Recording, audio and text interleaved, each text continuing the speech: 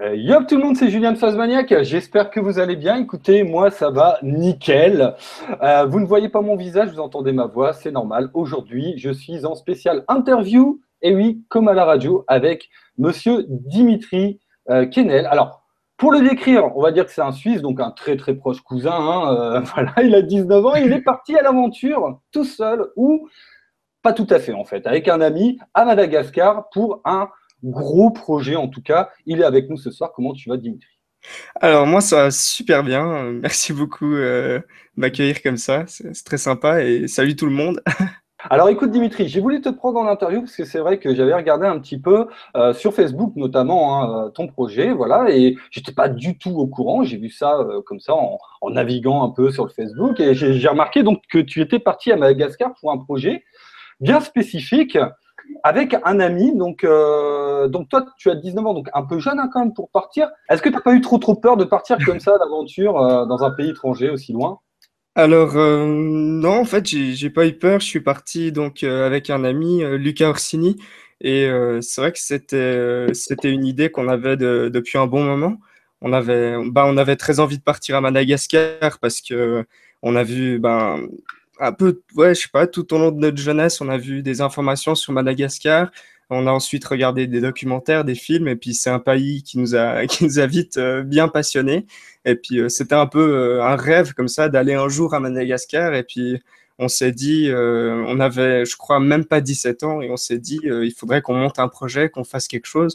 Donc ouais, à la base c'était un peu audacieux, mais je crois que ça a marché, ça a bien fonctionné. On est rentré, on est en pleine forme. Concrètement, le projet d'aller à Madagascar, concrètement pour vous, c'était quoi? C'était vraiment juste visiter un pays que vous ne connaissiez pas ou il y avait d'autres buts derrière? Un peu avant nos 17 ans, on a lancé un site internet parce qu'on était un peu depuis longtemps dans le monde un peu de la terrariophilie. Donc, on a fait pas mal d'élevage d'arthropodes, enfin, de toutes sortes de petites bestioles. Et puis, c'est un peu comme ça qu'on s'est passionné pour le monde des animaux. Bah, cette passion, elle nous a mené ensuite à créer un site internet. À nos 17 ans, on a créé un site internet, jeunescientifique.com. Et là, on postait des photos, des informations, des fiches techniques. Et puis, c'est vrai qu'on aime bien aller toujours un peu plus loin, donner plein d'informations sur des animaux et tout ça. Et on s'est dit qu'on voulait faire en fait la même chose, mais ailleurs, et puis de pouvoir en fait enfin observer les animaux qu'on aime tant, mais dans leur milieu naturel. Alors d'où te vient justement cette passion de la terrariophilie, des arthropodes, des reptiles, je suppose également? Bah, je dirais que je pense que c'est un peu comme tous ceux qui ont des bêtes chez eux. Au départ, c'est beaucoup de curiosité.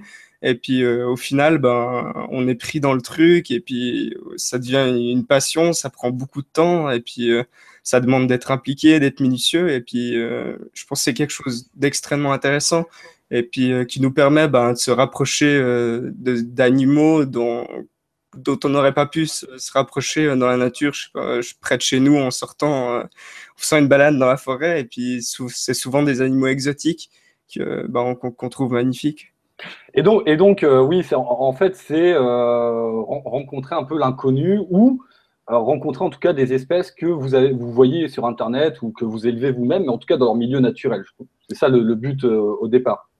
Ouais, alors c'était un peu le but ultime, de pouvoir observer des animaux dans leur habitat naturel. C'est un peu il y a rien de plus beau parce que il y a pas toutes ces contraintes de l'enfermement, de la privation de liberté.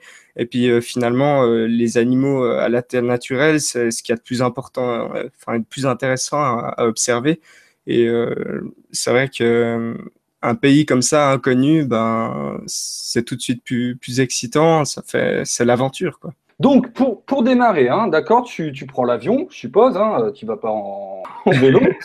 Donc, tu prends l'avion. Alors, combien d'heures d'avion déjà? Avec le retard d'Air France, je dirais que avec une seule, enfin avec une escale à Paris, on a fait, je dirais 13 heures d'avion, quelque chose comme ça. Enfin, en tout cas, Donc, avoir roté dans un aéroport et tout ça. Et puis, ouais, plus ou moins 13 heures.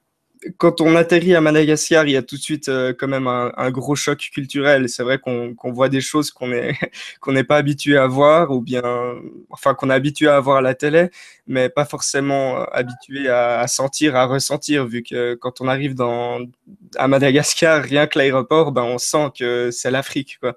Et puis, c'est un pays très pauvre, ça se ressent déjà dans l'aéroport.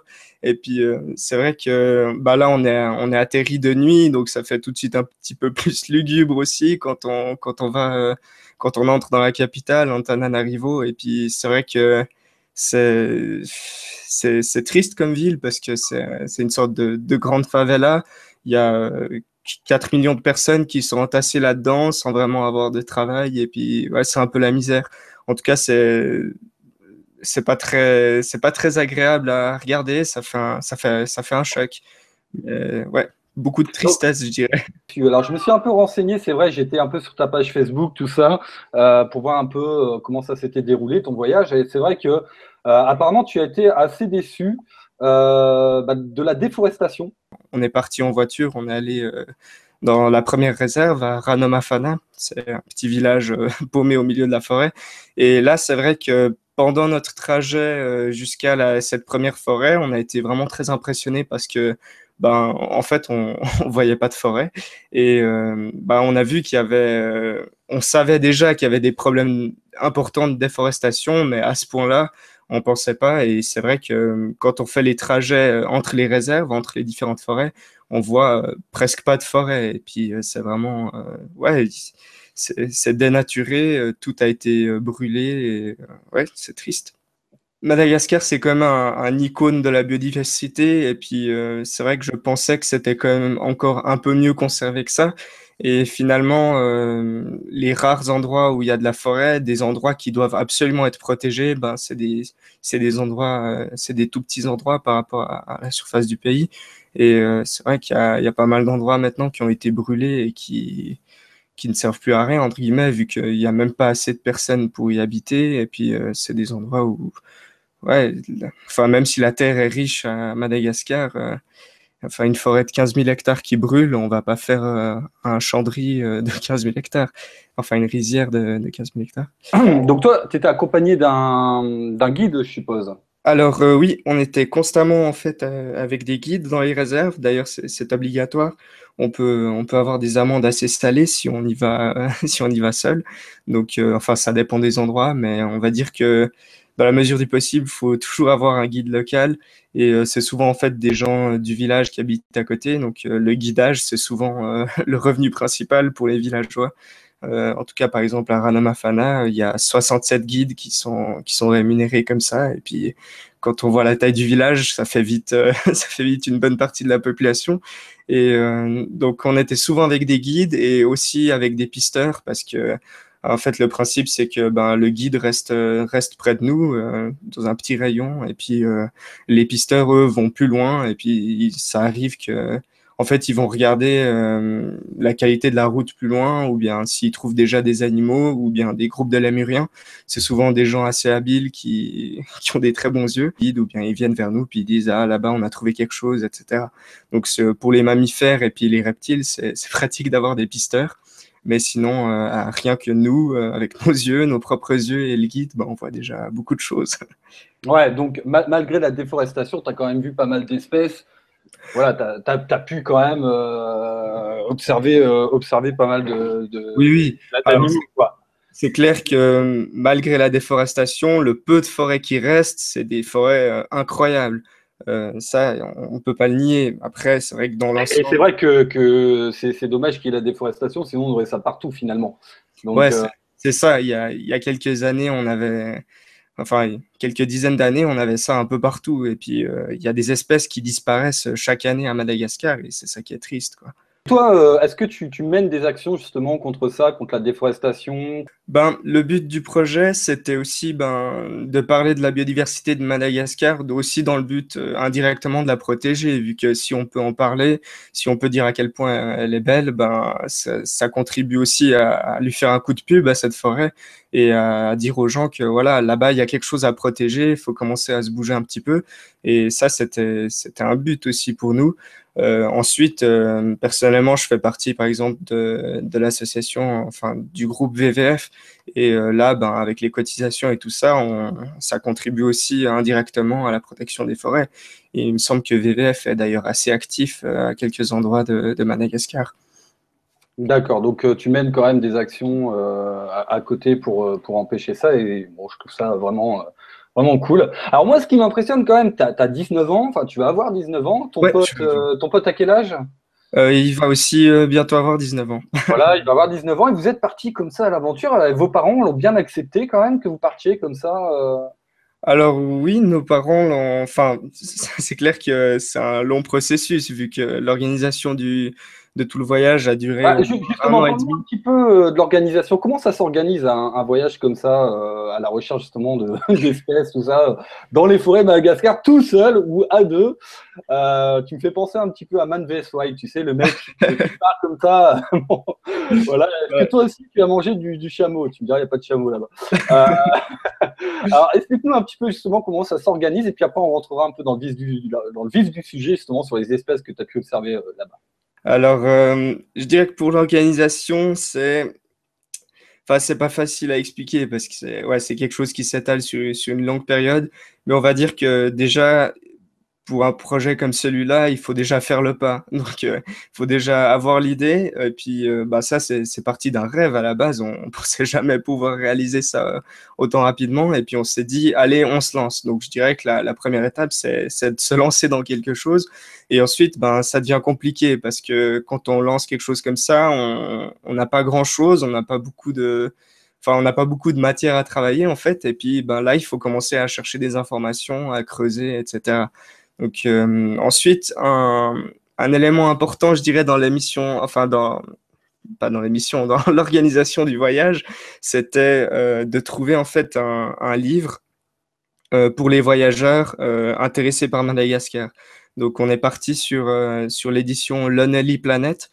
Et donc ça, c'est un livre qui parle de Madagascar, avec des cartes hyper détaillées et tout ça. Et puis c'est des gens en fait qui voyagent dans le pays et puis qui le décrivent et puis qui expliquent comment faire pour parler d'un endroit à l'autre ou bien où trouver des logements et tout ça. Et puis il y a les informations des différents logements avec des numéros de téléphone, des adresses email plus ou moins à jour. Et c'est vrai que avoir cette édition Lonely Planet de Madagascar, ça a été déjà un grand pas dans le voyage. On pourrait se dire que c'est une petite chose, on en trouve partout dans les librairies, mais c'est déjà, je pense, un élément important. Et qu'est-ce qui t'a justement dépaysé le plus là-bas? La culture, le paysage Ben, ce qu'il y avait de plus dépaysant, je pense que c'est la culture, parce que ben, c'était notre premier voyage en Afrique en plus. Lucas prenait pour la première fois l'avion et c'est vrai que la culture c'était un choc parce que ben c'est vrai que eux ils vivent avec rien et puis ben nous en Suisse on a une vie de pourri gâté à côté et puis d'ailleurs c'est un peu culpabilisant. Mais c'est vrai que la culture, c'est un grand choc parce que bah, il faut s'habituer à la nourriture, puis aussi aux différentes. Bah, ouais, il y a quand même des règles à suivre, et puis faut être poli, et puis respectueux, et puis après, je pense que c'est les clés pour que tout se passe bien. Respecter la culture. On va rentrer un peu dans le vif du sujet, donc bah, sur ce que vous avez pu observer là-bas. Alors, est-ce que toi, justement, en allant à Madagascar, est-ce qu'il y avait des choses que tu voulais voir absolument, ou est-ce que tu as laissé en fait la liberté, la liberté de voyager comme ça, de trouver des insectes et puis ou des reptiles, ou est-ce que vraiment tu avais on va dire un but, c'est de vraiment trouver cette espèce-là, Ouais. dans son milieu naturel. Alors, en fait, le but premier du voyage, c'était ben, d'essayer d'observer enfin, en gros, d'essayer d'observer un maximum d'arthropodes. Après, c'est vrai qu'il y a des espèces qu'on avait envie de voir et puis qu'on voulait voir, et une partie d'ailleurs qu'on a vue. Et dans ces espèces-là, il y avait les mantes. Donc, il y avait l'espèce, par exemple, Polyspilota aeruginosa. Donc, ça, c'est une espèce qu'on voulait voir. Et puis, on a vu entre 20 et 30 spécimens. Donc, on a été très contents. Pour une autre espèce de menthe qu'on voulait voir, il y avait les Philocrania paradoxa. Et ça, malheureusement, on n'en a pas vu. Et on soupçonne que ce soit à cause de la saison, parce qu'on y allait pendant l'hiver austral. Donc, ça n'empêche pas qu'on voyait beaucoup de choses dans un pays africain pendant l'hiver. Mais on va dire que c'était sûrement pas la bonne saison quand même pour beaucoup d'animaux, même si on en a vu énormément. Alors, fais-moi rêver. Est-ce que tu as vu de l'Acryoptera phallax ou de l'Acryoptera puctipes? Fais-moi rêver. Alors, on en a cherché et on n'en a pas trouvé. Alors, Oh non. on n'a pas vu d'Acryoptera, on était un peu déçus, mais Je on a. pense que c'est vrai que, enfin, je pense que tous les passionnés, en tout cas d'arthropodes, en allant en tout cas à Madagascar, souhaitent voir cette espèce-là, tu vois. Ouais, non, c'est sûr. Enfin, moi, en tout cas, ce serait mon but, tu vois. Après, c'est vrai que si tu as pu déjà observer pas mal d'espèces, alors est-ce qu'il y a d'autres espèces que tu as observées, espèces, on va parler d'arthropodes, hein, parce que c'est vrai que c'est une chaîne qui est plutôt axée sur les arthropodes. Est-ce qu'il y a des espèces que tu as pu rencontrer là-bas qui, dans leur Alors, milieu naturel? alors, niveau arthropode, on a vu vraiment beaucoup, beaucoup de choses. Un peu comme partout, on a vu souvent beaucoup d'araignées. Donc là, je dirais que presque 60% des arthropodes qu'on a vus étaient des arachnides. Ensuite, on a vu plusieurs espèces de menthes. Donc là, on est encore dans la phase de préparation du projet avant de publier sérieusement les photos et tout ça. On a vu 7 espèces de menthes, dont la célèbre Aeroplana qui ressemble à une Deroplatis en fait. Sinon, on a vu des tas d'espèces de phasmes. On a vu beaucoup d'espèces de phasmes, même si on n'a pas vu d'Acryoptera. Plutôt des phasmes qui vivent dans des milieux très humides. Et donc là, il y avait plusieurs espèces de phasmes cornus vraiment magnifiques. J'ai pas encore les noms en tête, mais on est en train de chercher tout ça en ce moment, mais c'est pas facile. Et puis, sinon, niveau arthropodes, il y a énormément de criquets, de sauterelles, des Cicaletidae, c'est des petites sortes de petites sauterelles. Euh, ouais, vraiment beaucoup de choses. Est-ce que pendant votre voyage, vous avez trouvé des espèces inconnues, justement? Alors, on pense qu'il y a des chances qu'on ait trouvé des espèces inconnues.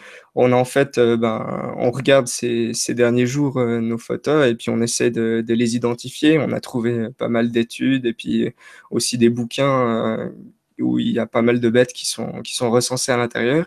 Et là, donc, on essaye de trouver les noms et puis sur quelques photos, on a vu que il y avait des différences, donc des tâches qui ne correspondaient pas forcément à l'espèce. Et puis, on pense que ce soit possible que ce soit une espèce, une autre sous-espèce, ou bien, ouais, que ce soit une nouvelle espèce. Donc, on est confiant. Et donc, vous avez pas mal de boulot, finalement, hein. Ouais, on a pas mal de boulot, effectivement. Ça s'annonce bien chargé pour les prochains jours. Et puis, c'est vrai que c'est pas facile aussi d'identifier ces animaux parce qu'en fait, on n'a pas fait de prélèvement, donc on a ramené que des photos en fait de ces animaux. Donc, il y a plusieurs façons pour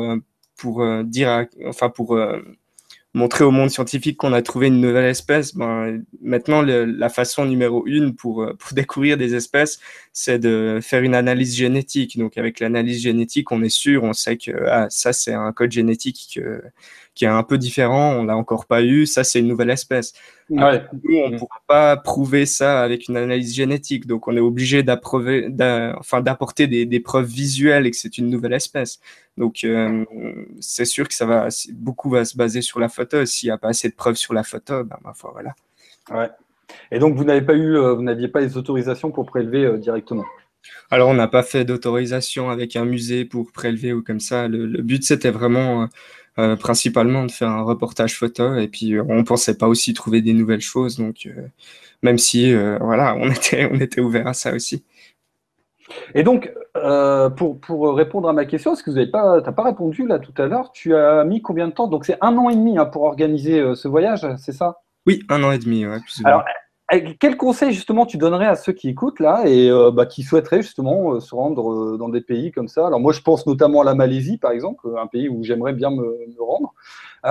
Quels sont tes conseils? Alors je pense que la préparation, on en a parlé un petit peu, hein, le bouquin, tout ça. Est-ce qu'il y a d'autres choses justement à penser qu'on ne pense pas tout le temps et que finalement qui est vraiment important? Alors, je dirais que l'élément presque le plus important, c'est d'essayer de trouver un contact sûr. C'est aussi un élément pas facile à trouver, il faut se méfier, c'est même parfois assez dangereux. Donc en fait, pour Madagascar, ce qu'on a fait, c'est qu'on a regardé vraiment dans notre entourage et puis on a essayé de faire un petit réseau avec la famille, de demander aux gens et tout ça. On voulait en fait trouver quelqu'un en Suisse qui était soit une partie de l'année à Madagascar ou bien qui avait vécu à Madagascar. On voulait trouver quelqu'un de sûr qui puisse, avec lequel on pourrait en fait établir un pont vers Madagascar. Et le plus important, je dirais, c'est le contact pour entrer dans un pays comme celui-là, un contact sûr. Parce que si on n'a pas de contact, puis qu'on arrive comme ça, puis qu'on est accueilli, entre guillemets, par personne dans le pays, c'est pas facile à démarrer. En tout cas, il faut que l'arrivée à Madagascar, à Tana, soit organisée. Parce que si on est à Tana et puis qu'on ne sait pas quoi faire et puis qu'on doit prendre la voiture pour aller dormir je ne sais pas où, ça devient vite risqué dans une ville comme celle-là. Donc, Ouais. je dirais que c'est le... Et pas oublier les batteries de son appareil photo surtout. Voilà, c'est ça. Je pense que voilà, c'est aussi important. Très bien. Alors, t'es resté combien de temps là-bas? Alors, on est resté un peu moins d'un mois et puis, au final, on pensait que c'était court, mais quand on est sur place, il faut aussi survivre. Enfin, faut se nourrir à la malgache et puis il y a quand même tout plein Justement, de petits tu parles détails. de ça, tu as mangé quoi là-bas? C'est quoi la nourriture locale? Alors, la nourriture locale, c'est une nourriture assez simple, issue du milieu agricole. Donc, les Malgaches mangent 3 fois par jour du riz. Et ensuite, il y a un tout petit peu de viande de temps en temps. Et puis après, bon, les Malgaches mangent des crudités, chose qu'il faut surtout pas faire quand on n'est pas de là-bas. Et sinon, il y Ah oui, a pourquoi? les crudités, c'est des Tu nids chopes la tourista, quoi. c'est des nids à bonne surprise. Non, mais D'accord. C'est ce que t'attendais en même temps. Des surprises. ouais, c'est ce qu'on attendait, mais manger une salade de carottes à Madagascar, c'est une très mauvaise idée. D'ailleurs, j'en ai mangé un tout petit peu et j'ai pas eu fait des très bonnes expériences. D'accord. Et t'étais logé chez l'habitant ou t'étais Alors, dans un hôtel? on a tout organisé en fait dans des petits bungalows dans les différents villages. Donc, c'est pas vraiment de l'hôtellerie, mais c'est plus des bungalows qui peuvent être loués par des touristes. Donc, c'est pas le grand luxe, mais c'est largement suffisant. Après, c'est clair qu'il faut se renseigner à l'avance où aller pour dormir plus ou moins bien. Voilà, donc c'est vraiment un gros préparatif, en tout cas pour un tel voyage. Alors toi, est-ce que tu es content de ton voyage? Alors moi, je suis très très content. Lucas aussi est très content et parce que ça a marché, on n'a pas eu de bugs sur place entre guillemets, à part moi qui suis tombé malade 3-4 jours à cause d'une À cause des carottes? ouais non à cause d'une bactérie dans de l'huile de friture. Faut éviter les fritures en Afrique. Ouais, mais alors si t'évites les crudités, les fritures, tu manges quoi en fait finalement? Ouais, du riz avec des haricots cuits à côté, et puis de temps en temps un petit peu de viande, la viande de zébu, et puis après on arrive vite au bout. Après, c'est clair qu'il y en a qui y prennent plus ou moins de risques. Il y a plein de choses à manger, mais en tant que touriste, il faut faire attention. Et donc finalement, ouais, donc t'es content de ton voyage, pas déçu. Alors non, vraiment très content parce que, ouais, comme j'ai dit avant, ça a bien fonctionné. Et puis, de voir aussi qu'est-ce qui se passe en Afrique, c'est aussi quelque chose de très intéressant. Après, c'est sûr que on y allait jeune, on a pris des risques et puis on est content d'être revenu quand même en bonne santé. Et on est très content d'avoir pris ces risques en fait, mais c'est sûr que il faut pas y aller à la va-vite et puis c'est vraiment un long processus si on a envie que ça se passe bien. Après, il y a des gens qui ont rien organisé et qui ont jamais eu de problème, mais ouais, il faut faire attention. D'accord. Alors, est-ce que tu as un autre voyage en tête, un autre pays où tu souhaiterais te rendre, hein, parce que là, tu es bien parti, hein, je pense, hein. Ouais, effectivement, on est bien parti. On avait dans l'idée de faire un petit tour en Guyane française, mais c'est encore une idée. On attend que ça devienne un projet, mais on verra. Dans un an et demi. Peut-être, on verra si l'occasion se présente. Alors, bah dis-moi, est-ce qu'il y a où est-ce qu'on peut te joindre? Est-ce que voilà les forums où tu es actif, les photos, où est-ce qu'on peut voir tes photos? Voilà, est-ce que tu peux nous en dire plus un peu sur tout ça, sur justement. Alors, les photos. Donc moi, j'ai été sur Facebook, si tu veux. Moi, je me rends sur ta page Facebook, mais c'est vrai que pour l'instant, on n'a pas encore trop d'éléments. Il y a quelques photos.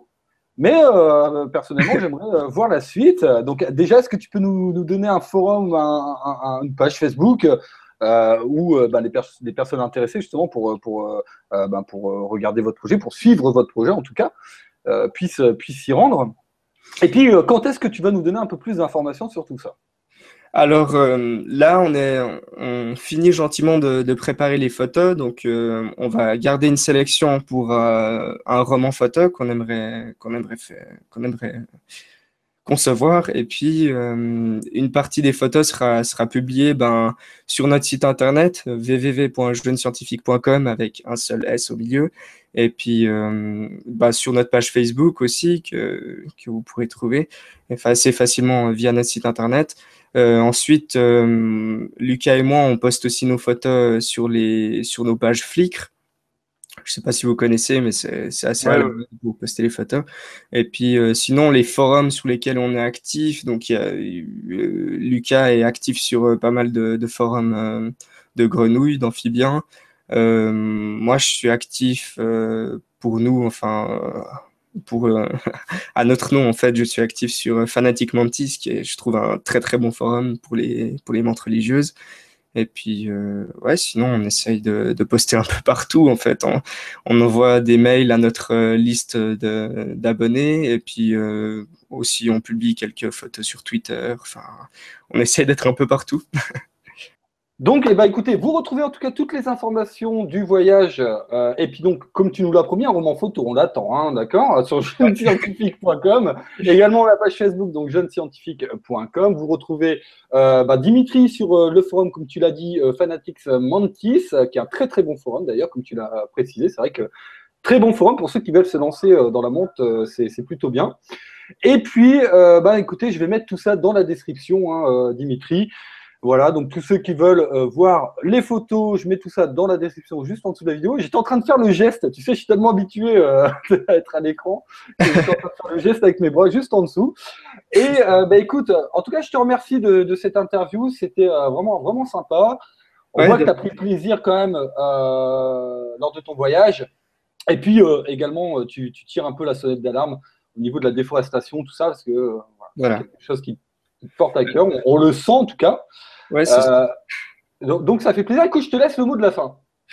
Alors, je dirais que ceux qui veulent en apprendre encore un tout petit peu plus sur le projet, ils peuvent aller sur le site. Il y a une page qui est consacrée au projet où il y a des choses qui sont expliquées peut-être un peu plus dans les détails. Et puis, c'est aussi là qu'on va poster les suivantes informations. Puis sinon, merci beaucoup à toi, Phasma Maniac. Et puis, salut à tous.